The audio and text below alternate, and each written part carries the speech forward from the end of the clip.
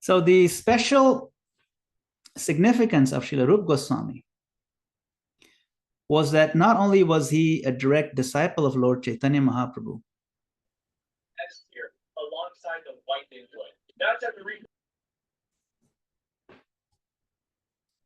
but he was the leader of the 6 Goswamis of Vrindavan and the leader of all the acharyas. And he is our leader, or those of us who follow Srila Prabhupada, present and future.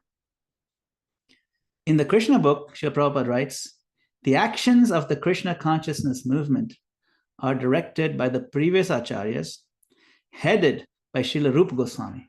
So you can see how Srila Prabhupada considers him the head of our previous acharyas. So Srila Rupa Goswami was one of the chief disciples of Chaitanya Mahaprabhu and the principal architect of the Gaudiya Vaishnava Sampradaya's philosophy. He clarified the whole philosophy for us. He established the standards of pure devotion, Uttama Bhakti. He defined them very clearly.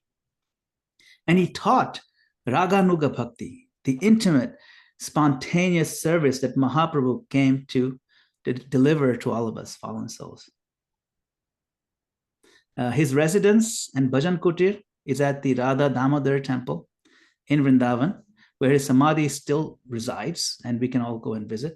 It's available for us to see.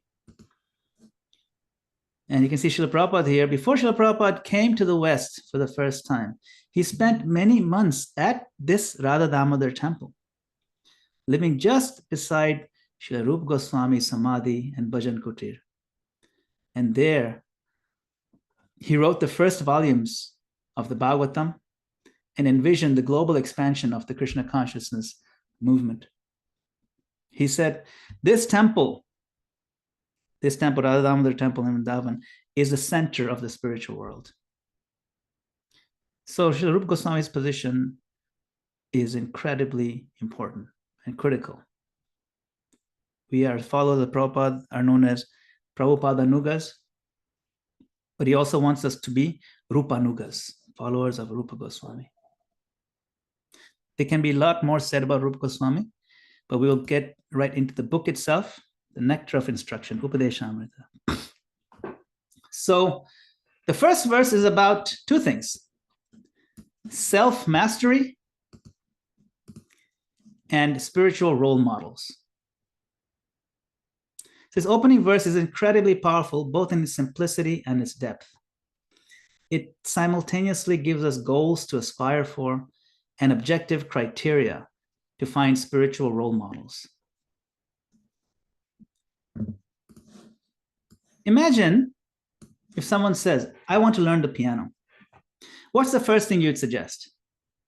Just go buy a piano and start hitting the keys? Or would you say, find a good teacher? Of course, you'd say, find a good teacher. Why? Because a good teacher saves you time. A good teacher will prevent bad habits from forming. They inspire you because they're so good, and they'll correct you. They give you a roadmap for success based on their experience, not guesswork. Now apply that to spiritual life. You want to reconnect your soul with Krishna, with eternal truth. But should we just wing it? Read a few books here, follow some social media gurus there, try out a few random spiritual practices. Just like with the piano, this approach often leads to confusion or bad habits or frustration, or even a complete loss of enthusiasm. But unlike piano, this is about your eternal soul. So why settle for less than world-class guidance? That's why Rupa Goswami doesn't waste time.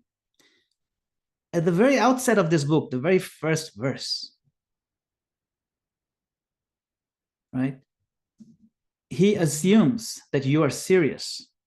He assumes you're ready, you're looking, and he tells you exactly what kind of person is qualified to lead others.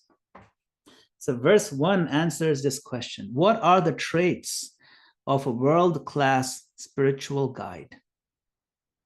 Not just anyone with a following, not just someone charismatic or impressive on stage, but someone who has conquered themselves from within. And we want these traits to be fairly easily identifiable. If someone just said, just look for a pure devotee, we won't know how to differentiate the pure ones from the pretenders. But no one can pretend for too long if we're looking for the qualities listed here in this first verse. So let's read the verse now and see what those traits are. Because whether we're looking to follow such a person or aspire to be someone who can guide others one day, it all starts here. Verse number 1. Vacho vegam manasa krodha vegam jiva vegam udarapastha vegam etan veganyo vishaheta dhira sarvam apiman prithivim sashishya. A sober person who can tolerate the urges of speech, mind, anger, tongue, belly, and genitals is qualified to make disciples all over the world. So you can see he just right off the bat tells you who is a world-class guide, a world-class teacher of spirituality, and how to find such a person. So he talks about the 6 urges. Vacho vegam. Vach means speech. But this is the urge to engage in destructive speech. Gossip, sarcasm, taunting, impulsive talk. Think social media, useless complaints just for the sake of complaining. This is vach. Vega means the urge. It's like somehow we feel it's very urgent to act on it. So that is vacho vegam. Then manasa krodha vegam. So manasa vegam is the mind.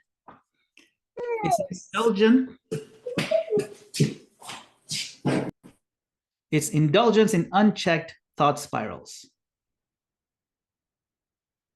Worry, anxiety, mood swings.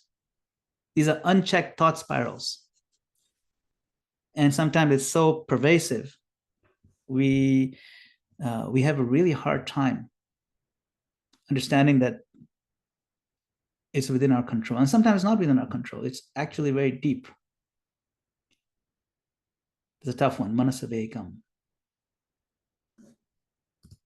Then krodha vegam is uncontrolled temper and aggression. Short-tempered, passive-aggressive behavior, that's also a form of anger. Stored, bitter resentment. These are all krodha vegam.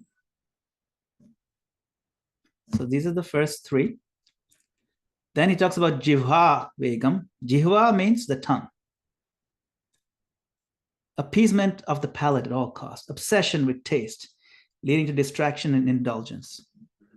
At all costs. Doesn't matter how many animals had to be killed for it. If it tastes good, I want it. And of course, udarapastha vegam. Udara is a belly, and upastha means genitals. So together, udarapastha vegam. Eating far in excess of bodily needs and for health. Overeating, compulsive gratification, and upastha vegam, selfish or self-destructive misuse of the sexual energy. So all these urges. Wow. So vacha vegam, manasa krodha vegam, jivva vegam, udarapastha vegam, etan vegan yo vishahet dhira, sarvam apimam prithvim sashishya. So after listing the 6 urges, Rupa Goswami concludes by saying, etan vegan yo vishahet dhira. Vishahet is an interesting word here. The person who Vishaheta means tolerates. That person who tolerates these urges, Vishaheta means to tolerate, is a dhira, is a sober person, he's composed. So let's take a moment to understand this word tolerate, Vishaheta. See, these urges, they're natural. The urges in and of themselves are not sinful. Rupa Goswami does not say one who eliminates these urges or one who never has these urges, only that person is, no. Rather, he says one who tolerates these urges. This means that having the urge is not the problem. Active impulsively on them. If you're acting impulsively on these urges, then I have to do it. Impulsively means I can't help myself, I'm sorry. That's the problem. We've convinced ourselves that we can't help ourselves. But that's not true. So lust, anger, hunger, anxiety, these are natural experiences for embodied souls, especially in Kali Yuga. But they don't have to control us. So to tolerate means to feel the urge, but not to be dragged by it. Just as a yogi sees a storm coming, but doesn't run outside to get drenched. Now, tolerance doesn't mean stuffing it down or pretending it isn't there and looking away. No. It means acknowledging. It means understanding. And then deliberately redirecting that energy to the right channel, the spiritual channel. Because suppression or repression leads to guilt or explosive backlash. But tolerance and redirecting to the right direction leads to dignity and growth. So I want to explore this Vishaheta a little bit more. That toleration or tolerance is a muscle. Just as the body becomes stronger by lifting weights, the mind becomes stronger by resisting urges. Not once, but again and again. You may lose control sometimes, but tolerance increases over time. And if you keep trying, keep chanting, keep seeking the higher taste, param drishtva nivartate, then we make progress. Let's say, take a practical example. I feel a strong urge to respond angrily to a spouse or a coworker. Tolerance means I take a pause, take a breath, remember my aspiration to please Krishna, and choose. It's a choice now. You choose not to speak or act in a way that will be hurtful, in a way that I'll regret. This moment of restraint becomes an offering to the Lord. You see the picture here. We can offer this to my Lord. I was going to lash out, but I remembered that no. Krodha vegam. Not today, my Lord. This restraint is for you. It's an act of bhakti. Vishaheta. In our careers and families, failure to manage these urges leads to some negative consequences. Leads to burnout, leads to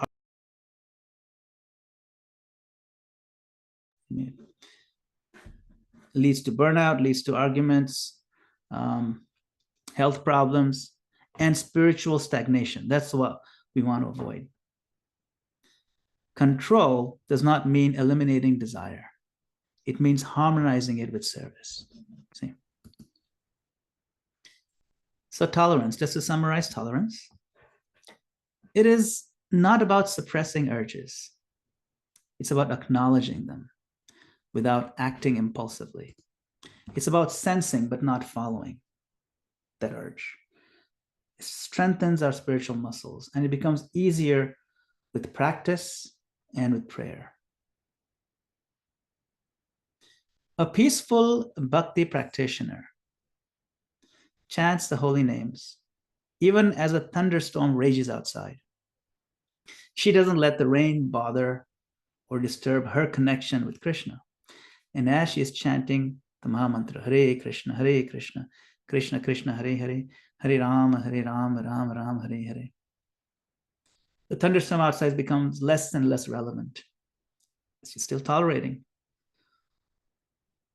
But the deeper connection, the more irrelevant the outside becomes. And Narottam Das Thakur prays, Samsara Vasana Mora kabe tuchha hobe. When will these urges or this lustful tendency of mine become insignificant? It's a prayer. So the more we connect with Krishna, the more insignificant these thunderstorms outside are for us. Now, how do we tolerate these urges? Well, first of all, we need to ask why we even have them. Why do we have them? We are all by our constitutional nature, Anandamaya Bhyasat. Anandamaya Bhyasat means we seek pleasure all the time. This is in Vedanta Sutra. Having desires, having very strong desires, is a reflection not of our material conditioning, but of our eternal foundational nature. It's who we are. So understanding this is all about perspective. Perspective. The problem is that we are enacting this desire, this anandamaya nature, through the false perspective and the channel of misunderstanding, of avidya. Now, avidya means specifically that ignorance that arises from thinking that we are these material bodies.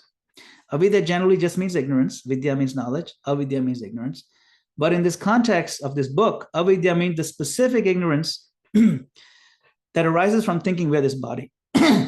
And since we look at our whole life through that improper perspective,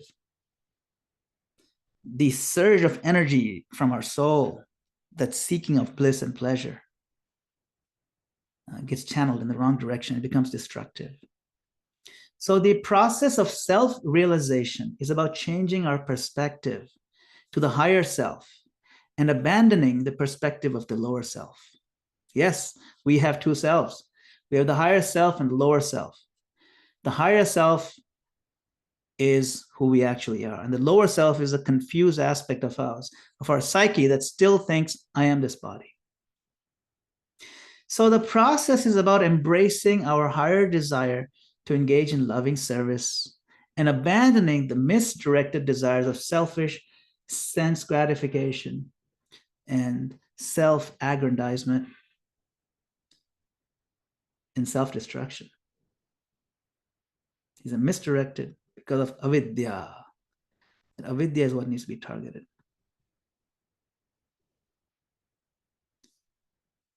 So imagine for a second that you work in an office building.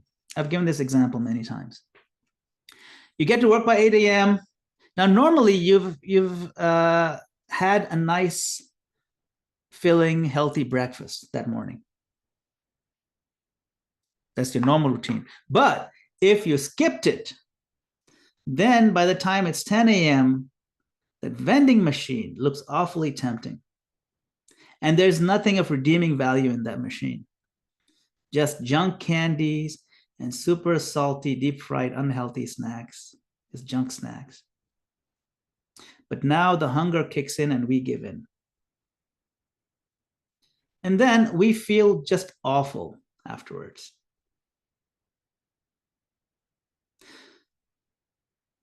So our temptations in the material world are like that. All the various urges we talked about are like that. We don't want to give in to them. Remember that we are constitutionally pleasure seekers. We cannot change that.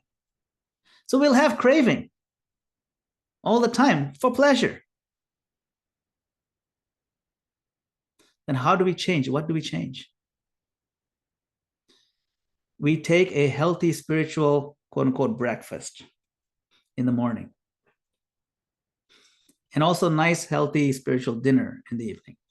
When I say spiritual breakfast, I'm talking about, include some time spent bowing down to the deity, absorbing our mind, reminding ourselves that I'm the servant of the Lord. Doing a quick puja if possible, maybe offer an incense. Chanting some good, deep rounds of Hare Krishna Mahamantra.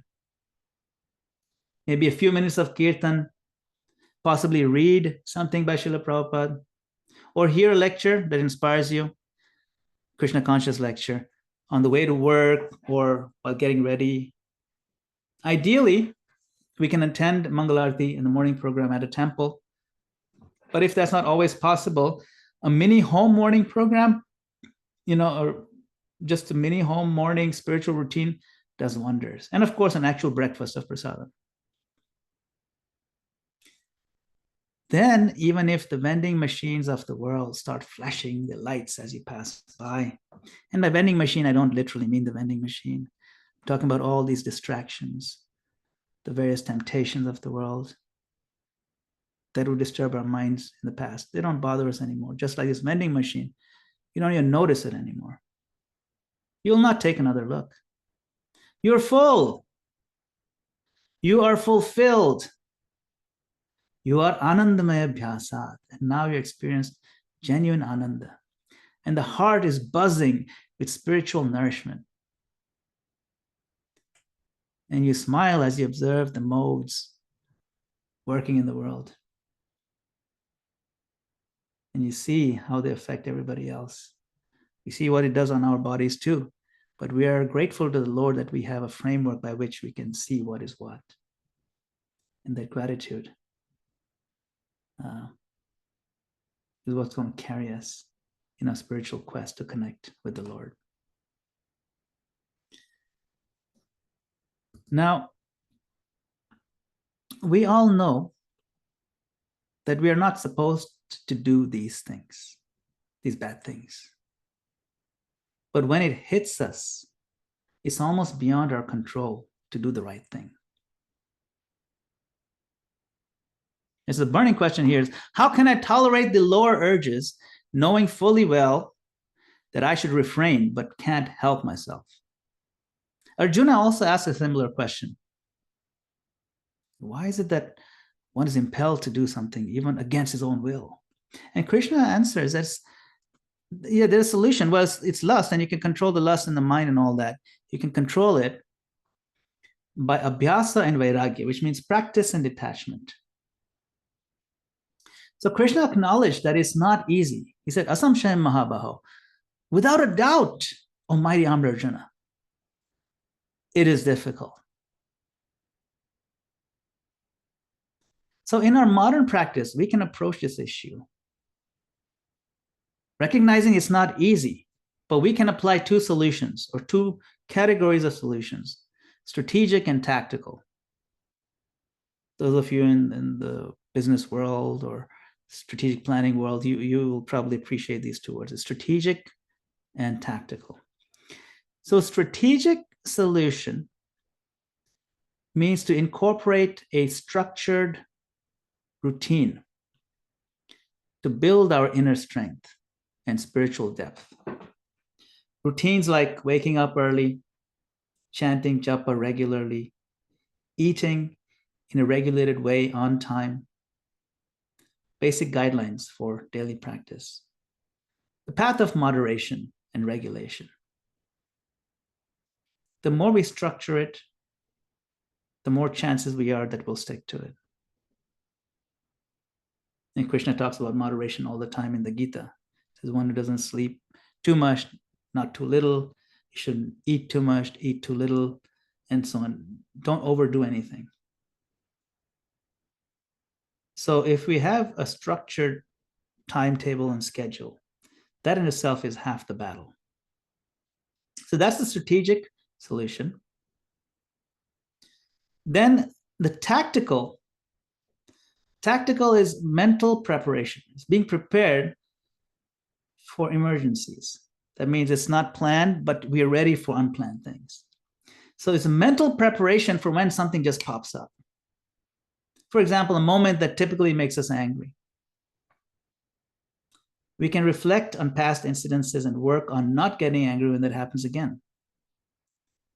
So the tactical solution is to be mentally prepared that, hey, I lost it the other day, but I'm not going to let it happen again. And I'm going to watch out for the various, warning signs. And I'm going to do better. So that's tactical preparation. So now if you've applied your structure in the day and your regulation and lifestyle, and you're also mentally prepared to deal with these urges when they appear, and they're quite compelling. Tactical means we learn to identify and let it go. They're like bubbles that arise from the bottom of the ocean.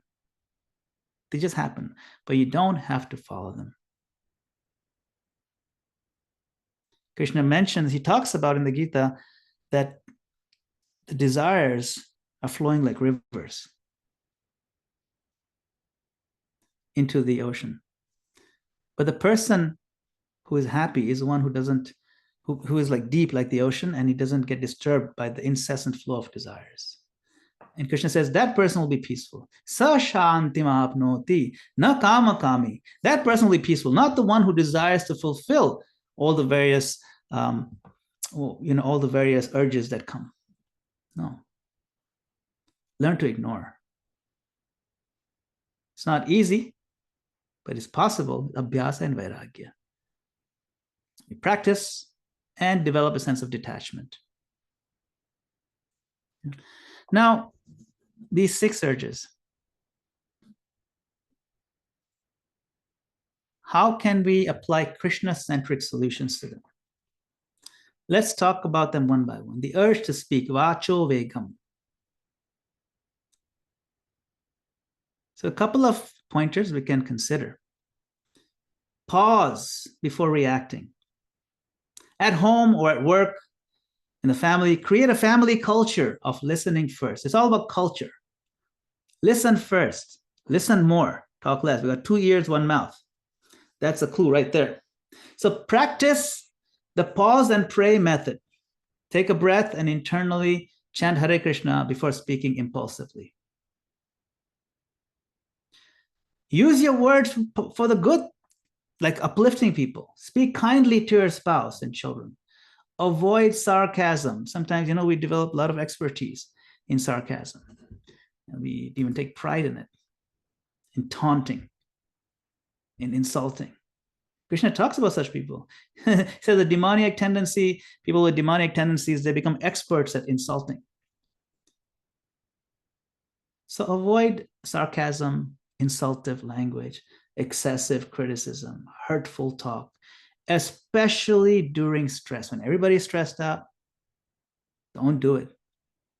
It's very hard to take those words back when they're very hurtful. So pause, use words in a positive way. Find the best possible way to say something that's difficult. And then another important point is eliminate gossip. Refrain from workplace or family gossip or gossiping about other devotees. Instead, bring Krishna into conversations where possible. Talk about ideas, positive ideas. How can I share Krishna consciousness with others? How can I be creative in spreading the movement? How can I overcome my weaknesses? What is Krishna trying to explain in the Bhagavatam? What's the 11th canto about? There's so many things we could be talking about. Bring Krishna into the conversation. Try to avoid getting sidetracked in non-Krishna conscious talk. It's not easy to do. I'm not saying it's easy. None of these are easy. But at least we can make a note of these, and wherever possible, if you can remember them, try to implement it. It'll make a world of a difference. This is Vacho Vegam. It's the first one, the very first one. You got to watch what we speak. Vacho Vegam. Now, second and third one, I see Prashant Prabhu asked what's the difference between this Jiva Vegam, Udara Vegam. They're very similar. So we'll discuss the difference there. Yeah. So the second one is the Jiva Vegam. This is a little different order here. That's fine. The urge of the tongue. So even with the busy schedule, we want to cook with devotion. We want to offer to Krishna. Even with the busy schedule, we want to make simple food, simple meals, offer and get prasadam as a family. And let the children help wherever possible. It's a fun way to engage them in bhakti. We want to avoid indulgent, unhealthy snacking, like keep prasadam-based healthy snacks handy rather than processed foods, super, like with chemicals and artificial colors and so many things. Develop conscious eating habits. And celebrate fasting days and make Ekadashi feel special with unique recipes, enhanced devotional mood, and even young children can participate. So these are some practical tips for Jiva Vegam. Focus on prasadam more and eat on a timely basis, scheduled. Then Udara Vegam is urge of the belly. It's a little bit different. See, Jiva Vegam is about eating very tasty things. Udara Vegam is eating a lot, quantity, not just a little bit. See, that's the difference. So Udara Vegam is all about portion control, portion awareness. We want to ourselves learn it. We want to create an awareness in our children about contentment by serving moderate amounts. Of course, with many children, it's the opposite problem. Some children just don't want to eat, so then you have to kind of encourage them to eat. But depending on our circumstances, we want to teach the principle of contentment and moderation and emphasizing gratitude for Krishna's mercy. Right? So if we keep a routine, right, a family meal time that's consistent, it helps regulate the body's urges and creates bonding opportunities, an opportunity to bond with family as well. And then there's this thing, a concept called spiritual digestion. What is spiritual digestion? It means encourage the chanting or hearing after meals. Even for 5 minutes. Just chant a little bit Hare Krishna Mahamantra. Either we do a little bit Kartal, you can sing a little bit, or go for a japa walk just for a few minutes. It's good to, put in a few steps after eating. And we chant Hare Krishna as a way to honor Krishna. And remembering that Krishna says, I am the fire of digestion. You know that? It's a good way to remember him. Then Upastha Vegam, the urge of the genitals. We want to model dignity and respect and maintain respectful spousal relationships rooted in Krishna consciousness, showing children what healthy love looks like. We want to guard the entertainment channels. Be selective about what media is allowed at home. Avoid shows and sites and so on that promote casual intimacy and the wrong messaging around this. And engage with the youth early in a mature way. Discuss values like purity, self-respect, spiritual identity with the older children in age-appropriate ways. I know we do this in our Sunday school for the older children, the teenagers. It's very, very useful, very powerful. Mature discussions. Krodha Vegam, anger, is when anger arises at home or at work. We create a habit of chanting a few mantras before responding. We see it coming. Remember, we'll have it, but we have to tolerate. Take a breath. Reset. Reset instead of react. That's what we want to make it like a first impulse. Reset. Wait, hold on. I don't like the way I feel when I'm angry. It changes my whole bodily constitution. Reset. And with our children, we can teach emotional regulation. We can validate the child's feelings, but we can guide them with Krishna-centered coping tools like breathing, japa beads, reading a pastime, Krishna conscious way of diverting or bringing up the importance of controlling anger. And of course, prasadam. Prasadam is a solution for Krodha Vegam too.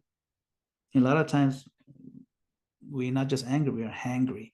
Combination of hungry and angry. So maybe if we take care of the hunger, we give prasadam the right time. Of course, it has to be prasadam. Eat the sanctified food.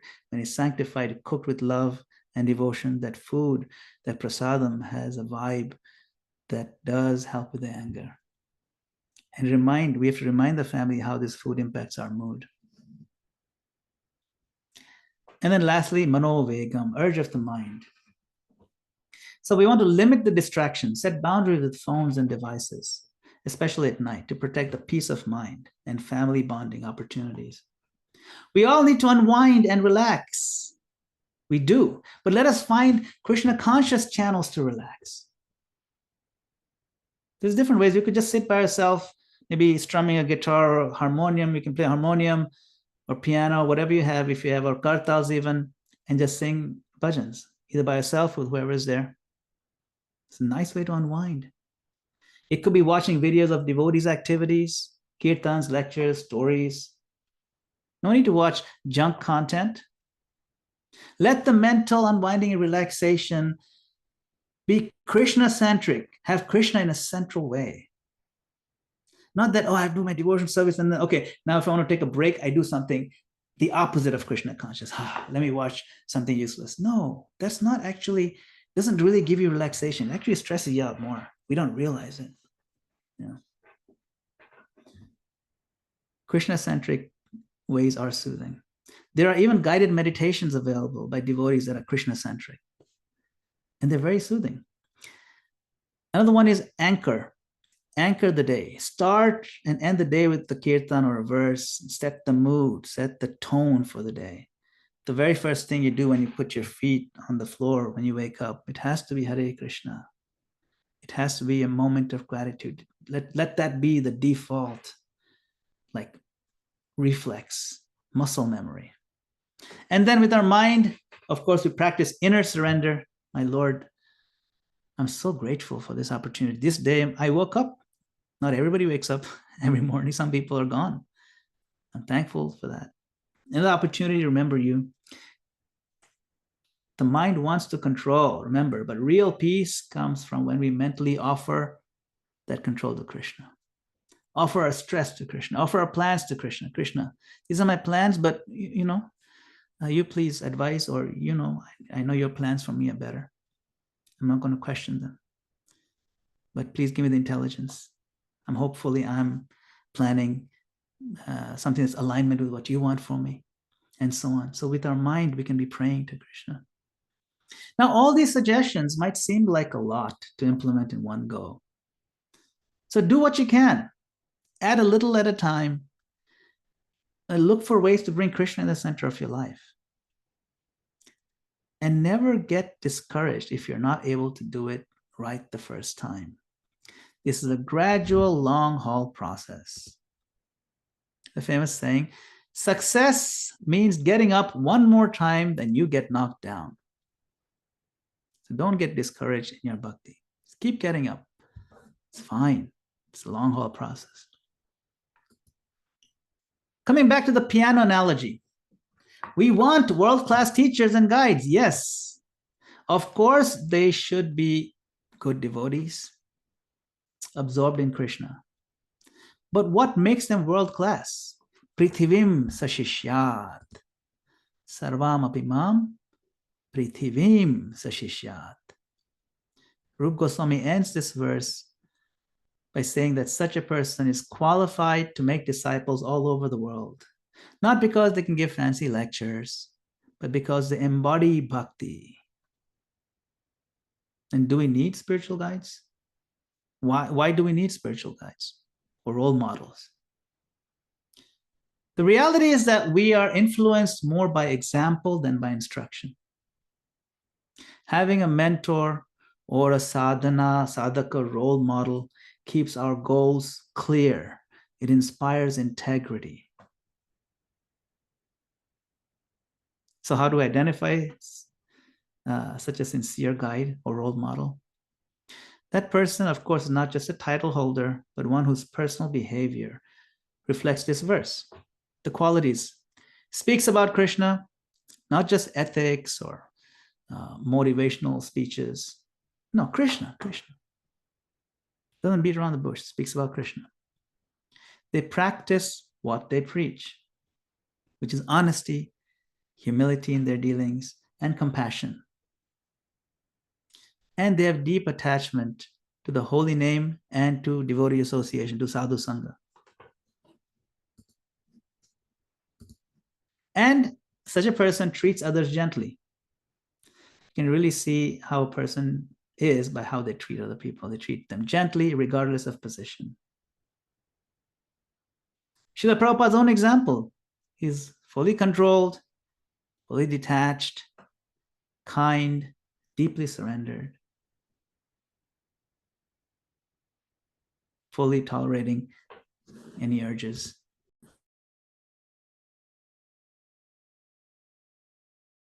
He could guide the whole world because he himself had conquered these urges within himself. See? So how do we know? Well,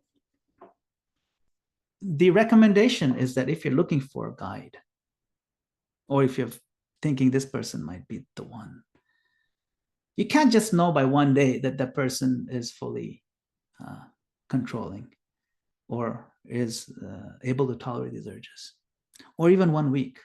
You can follow them around.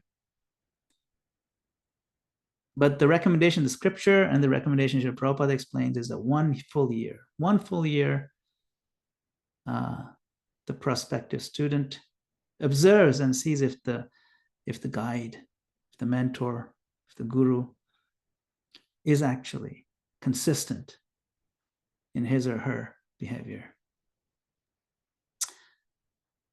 You can only pretend so long. 1 year is a good amount.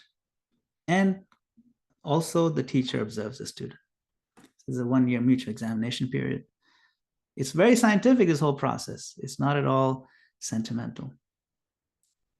We have very objective criteria by which to measure who to associate with, how to associate. This book is very scientific, very clear, and very objective. Startlingly so. Sometimes we think, who am I to judge? No, we are supposed to judge. If you go to buy gold in the market, and then someone offers all kinds of products, and then you say, sure. Who am I to judge? No, you're paying. You better know what you're buying. At least you must know what gold is. You must at least know what a proper mentor is, what a good piano teacher is, what are the qualities, and so on. This is what Rupa Goswami is inviting us to do. Be sharp, be clear, be scientific about the whole process. See? This is the same criteria we use to choose a mentor and a guide. The same qualities that we should also start aspiring for if we want to be successful in Krishna consciousness. So we can take a moment to reflect. This is not something you need to share with others. Just reflect with yourself tonight or tomorrow. Which urges do I struggle with most in my daily life and why? Evaluate. Who inspires me spiritually and why? Can I spend more time in their association, either virtually or physically? That's an important aspect. And what habits can I build this week to improve control and tolerance in one area, at least one area? These are some of the questions we can ask ourselves. Now that we know the framework, we have some ideas. These are just a few tips, by the way. It's just some pointers. There's so much more we can think of on how to apply it. It's a very condensed overview of this one verse with some, perhaps some ideas, some starter ideas on how we can apply it in our daily modern lives as we struggle, the struggle for existence, and also aspire to practice bhakti. So I want to thank you all for your kind attention and for attending today, this session.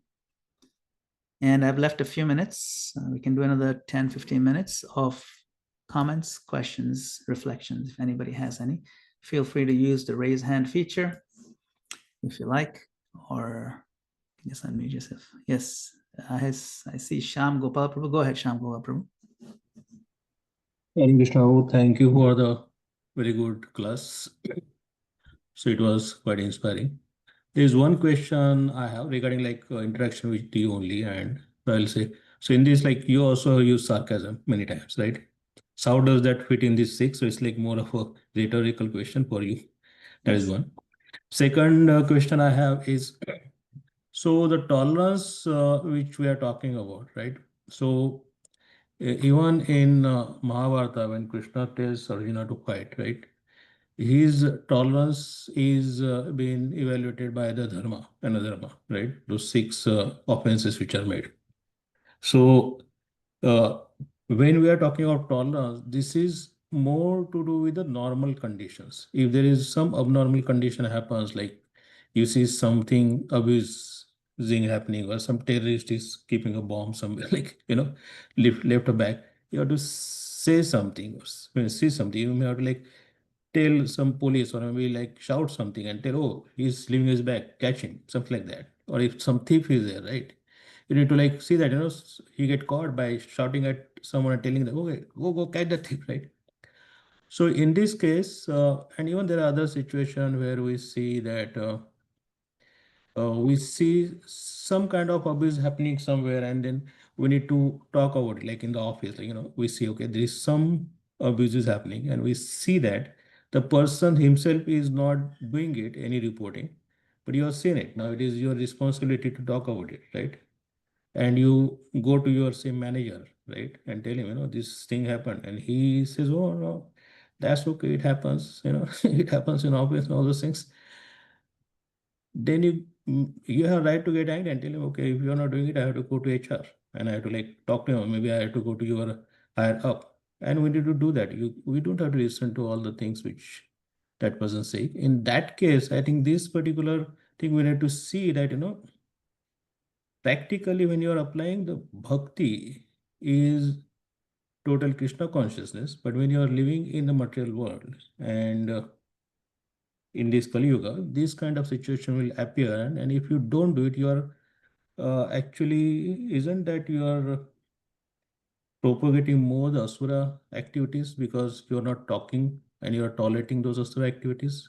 Isn't that going to affect your spiritual growth? Because now you are not doing it and it is like killing you. Why I didn't do it? And something bad happened to that person, right? Afterwards.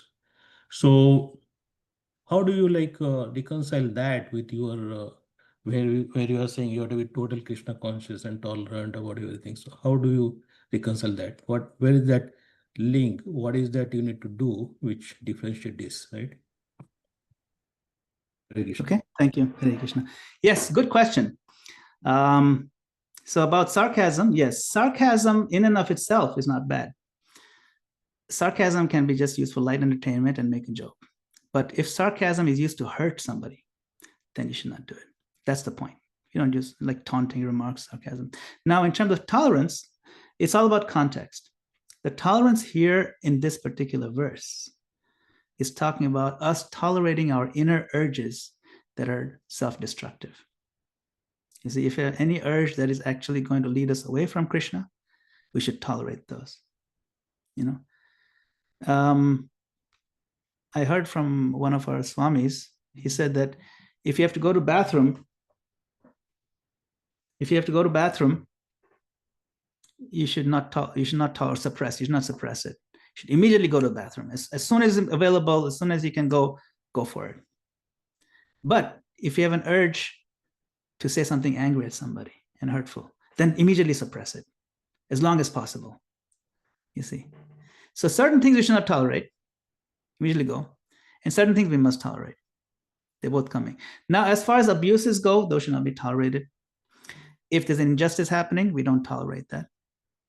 Any citizen would see, right? That is a misapplication of the word tolerance. Arjuna wanted to tolerate his cousins. Yeah, so what? They've abused us. So what? They have taken away our kingdom and they took our wife. It's okay, we tolerate. We're going to be saintly. Krishna is saying it should be saintly, right?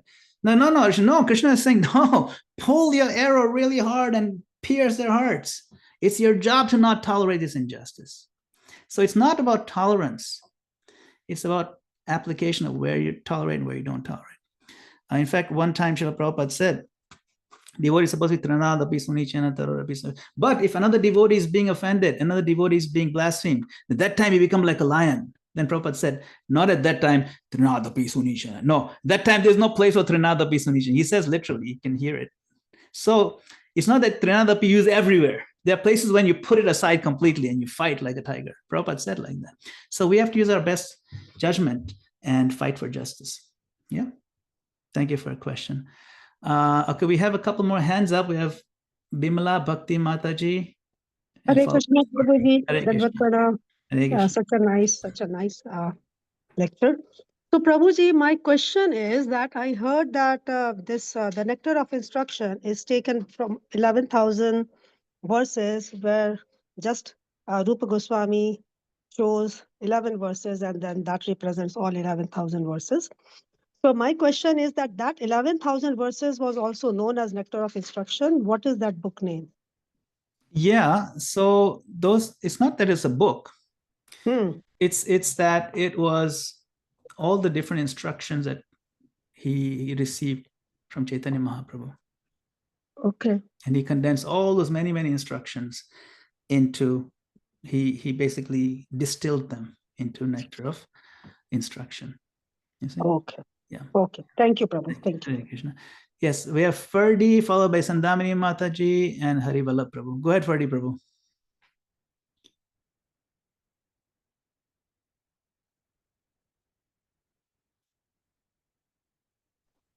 Hare Krishna, can you hear me? Yes, I can hear you. Hare Krishna, humble obeisances, Gurudev. Good to be with you all. First off, I just want to thank you, Madana-gopāla, for always being able to disseminate the information of the text in such a practical way, and it always makes so much more clear. It's so much more clarity for me and how to apply it for my day-to-day life, and I so much appreciate it. And I also very much appreciate, for lack of a better term, giving us the permission to make mistakes, because so oftentimes we try to be perfect in our practice, and rather than feel guilty about it, it's nice to know that we can be forgiven. So thank you for providing that permission for us. My question, Gurudev, is about Vairagra. And when I first learned about the 8 limbs of yoga, one of the ethical precepts that's talked is aparigraha, which is non-attachment. So what's the difference between the two? Yes, it's a very good question. Vairagya, Vai means without, and Rag means attachment. So Vairagya means a state of being without attachment. What does that mean? It means that we get detached from the notion that this particular thing that I have at my disposal is for me to enjoy selfishly.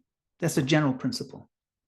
I'm detaching myself from the idea that all these things I have access to, these resources, wealth, other people, influence, stuff, is for me to enjoy, for my own self-aggrandizement or sense gratification, or for my people. But now if I decide, oh my goodness, none of this belongs to me, however, I have access to it. In one sense, it belongs to me because I still have access to it, but I know it all belongs to Krishna. It's all God's. So everything I have now, I should use it for God's service. So that is called Yukta Vairagya. Yukta means I'm still using the stuff. Yukta means connected. But Vairagya, I have it, I'm using it, but I'm still detached from it. Why? Because I've given up my proprietorship over it. I recognize it belongs to Krishna. See, that's all it's about. So you don't give up the stuff, but you use it in Krishna's service. When Prabhupada was giving a lecture in Calcutta, it's a big crowd there. And that place that he was giving a lecture was famous for another spiritualist, so-called spiritualist, who would never touch any money. He's like very famous for not touching money. So then this one man stood up after Prabhupada's lecture and said, Swamiji, I have some money for you. Here's a few rupees. You going to take? And Prabhupada put his hand out like this. He says, Koto ache, how much you have? Give it to me. And this guy said, see, what kind of Swami is this? He wants to touch money. And then Prabhupada said, yes, it's better that I have the money, not you. Because if I have money, I'll print books about Krishna. If you have money, you will just smoke.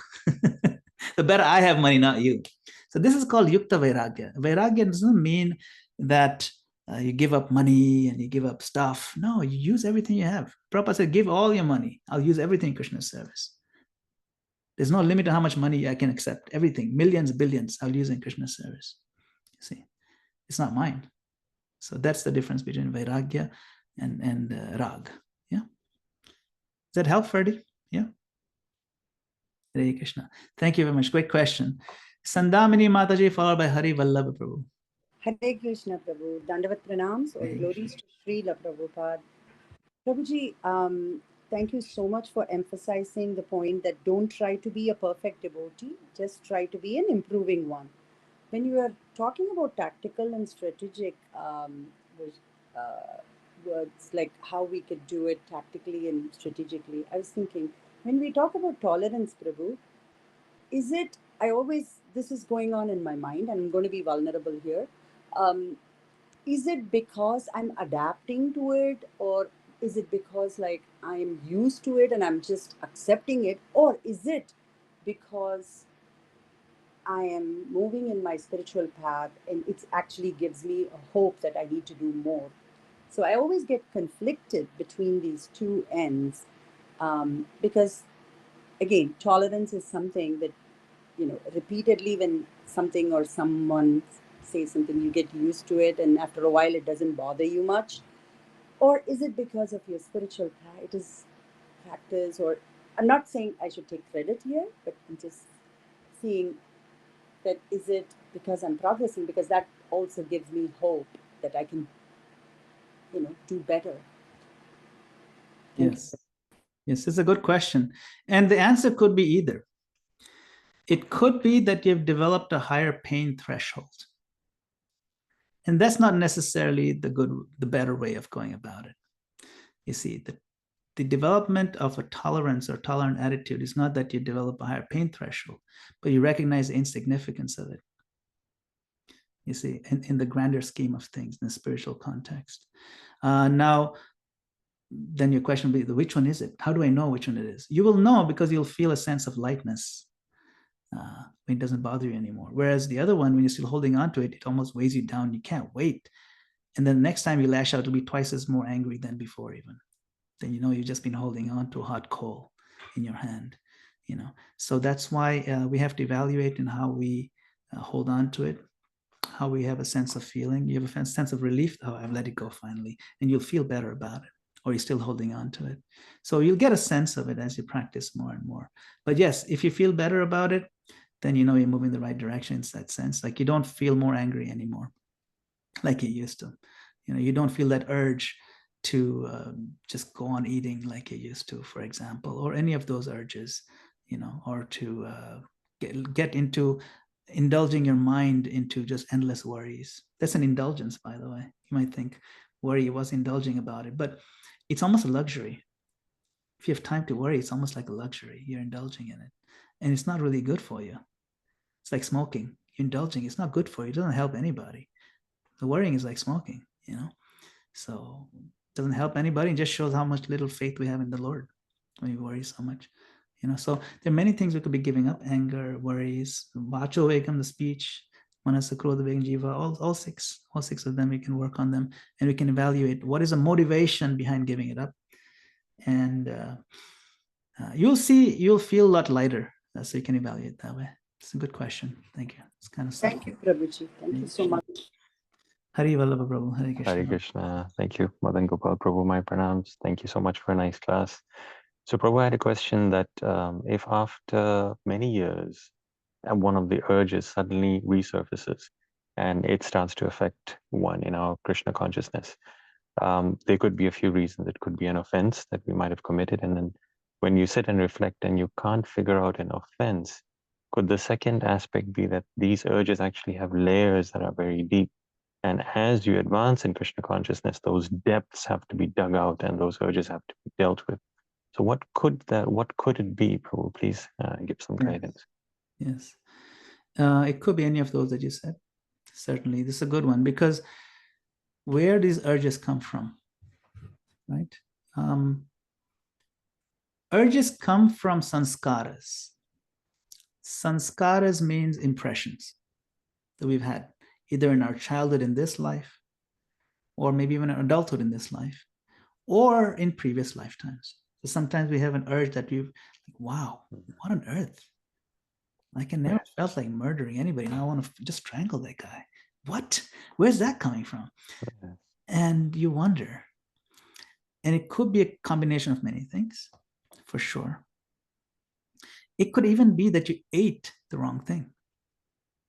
There's actually a guy who was very peaceful, and he used to go to work. He was the most gentle guy, and all of a sudden he just lost it and he just murdered somebody in his workplace. And they tried to evaluate him, like, this guy's like working here for 25 years, even in school, he never had any kind of, the nicest, quietest guy. Why did he just kill somebody in so much anger? And then they did some evaluation, is that this guy, he always did the same restaurant every day. And in that restaurant, the last 3 months, the main cook was a convicted murderer. And he started working there. So this murderer guy who's making this rice every day, and this guy's eating rice made by this guy, he just absorbed those vibes and got transferred all of a sudden. So this idea of not eating food that is cooked by other people, it's a serious thing, especially if it's consistent. Eating out is really bad for you. Eating grains cooked by karmis, grains especially, they absorb a lot of the vibes, So karmi grains, karmi brains, So that's what happens. So I mean, that's just one example I'm saying. That couldn't be that, but there's so many possible explanations. The nature of the material world is that there are many, many streams entering into our consciousness all the time, sometimes directly or sometimes subtly. If your neighbor shouted a bad word, you faintly heard it, that'll go into your consciousness. So we're constantly absorbing these toxins, and we have to detoxify every day, right? The cleansing the mirror of the mind. It has to be done every day. You can't just do like once a year, thorough scrubbing. No, you have to do daily. You don't take a bath once a year and you scrub yourself for 4 hours. No, it doesn't work. You have to take a bath every day. So same way, these toxins are constantly being exposed to them. So we have to detoxify every day. And sometimes it can be a big hit of toxin, in which case then we really have to go deep to pray to the Lord. My Lord, this urge, I've been pretty good so far with this particular one. Oh my Lord, I need your help. It's an opportunity to cry out to the Lord, especially if you face an urge that seems much, much more powerful than you've had before. It's an opportunity to cry out even more tears than you ever done before. And if you seize that opportunity, you'll end up coming out much more progressed in Krishna consciousness. And that challenge becomes a stepping stone for a quantum leap in your progress. Yeah. Wonderful. Hare Krishna. Thank you so much. Thank you very much. Yes, Stephanie. Hare Krishna. Hare Krishna. Please accept my humble obeisances. Obeisances, Desha Prabhupada. I really enjoyed how you said, all these are really hard to do, like a lot of the devotees said, but it's like a muscle that we have to continuously work at. And it's even nice for me recently to remind myself, instead of getting so hard on myself, that this is a process. So to continue just at it and not beat myself down in the process, because I feel like that would counteract. And also, I do have if you could give me an example, how you said, don't act impulsively to redirect yourself. Would that be how you brought up the point to maybe take a breath, say the Maha Mantra, or is there another approach that we could take to that when we feel that impulsive behavior wanting to come out? Thank you. Yeah. Don't act impulsively in the sense we tend to act based on our habits, deep-seated habits. And not all our habits are positive. Sometimes they're destructive. It's just the way we are, like sometimes the habit of just complaining about everything. there's a nice story of Prabhupada in the airplane. He was in the plane once with some devotees. Back then, they used to have smoking allowed in the plane, by the way. I don't know if you've ever been on a flight with that smoking. I have been, I'm that old. And I used to have asthma. And this would be a smoking section in the plane, but it's so dumb because it's like after this seat is a smoking session, and after I have to be seated right in the next. Like, how does it make a difference? Anyway, it was, yeah. So it was one of those situations. Now, Prabhupada obviously is with the devotees in the non-smoking section, and some guy who was sitting in the non-smoking section started lighting up and smoking. And the devotees got really upset. He was getting really uncomfortable, and he was going to call the stewardess. Prabhupada said, "Why are you calling?" No, I want to complain about this guy. He's not supposed to be smoking away, Prabhupada. It's disgusting, and it's a disservice to you. Prabhupada said, no, it's okay. Let it be. Just tolerate it. If we don't tolerate it, what's the difference between us and them? In other words, a small inconvenience. It's okay. It's fine. Let it be. I know. Yes, you have every right to complain. You have every right to get angry. It's not worth it. We're going to land in a couple of hours. Not a big deal. So why am I saying this? Just to answer your question, that sometimes it's not worth the battle. You have to pick your battles. And if you have an overarching or an undercurrent of tolerating stuff, especially if it's inconvenient to you, find ways to apply that in a positive way. That someone will notice, wow, that lady Stephanie, she tolerated my bizarre behavior. I was being such a jerk to her. And she's like, it can improve somebody else's life. Like they're like, some people like to treat you badly to see how you react, and they get off on it. But if you don't react, you forgive them in your heart right off the bat. It actually touches them in a positive way, in some small way, and sometimes in a big way. So not acting impulsively almost seems unnatural, because an impulse is natural. But remember the two natures, the higher nature and lower nature. So the more we subscribe to the higher nature, the more we progress. That's why we want to be progressive devotees. We don't have to be perfect devotees tomorrow, but we can definitely consider ourselves progressive devotees tomorrow. You see, that's all we need to do. If you're progressive, we're fine. If you're in the shower, no one can tell you, hey, you're dirty. I'm in the shower. So constantly cleansing. But yeah, that's the idea, the impulsiveness. Thank you. Min, Hare Krishna. Hare Krishna, thank you so much for the class. What you just shared helped me understand a little bit more of this verse itself, because it's so, the entire book, the instructions, they're very high-minded. And this verse said that it's if we could sort of overcome these urges, that one could make disciples all over the world. So I know that I'm not going to be that person, but I understand that we hear this verse as an aspiration. So I kind of want to pull back a little bit and think about, like Prabhupada says in the purport of this text, verse 1, that there's a standard process for coming to real knowledge. And so he speaks about this knowledge, and he even says that later in the purport that the practice of austerities will sort of help us in this, lift us out of these urges. And he says that we are meant to be trained in certain principles to revive our original knowledge. And so I want to ask you what that original knowledge is. Yes. It's a very interesting concept, isn't it? Original knowledge. There's a very nice verse. Nitya Siddha Krishna Prem Sadhya Kabunoy Shravanadi Shuddhe Chitte Karoe Uday. That this perfect knowledge and love, Krishna Prem, Sadhya Kabunoy, it is not something that is added to your heart, but it's something that's in your heart already. Shravanadi Shuddhe Chitte Karoe Uday. And by hearing and chanting and the other practices of bhakti, it purifies Shuddhe Chitte, it purifies the consciousness. Karoe Udoy, and there's a sunrise of that knowledge that happens within. You already have that knowledge. You already know everything. about your relationship with Krishna.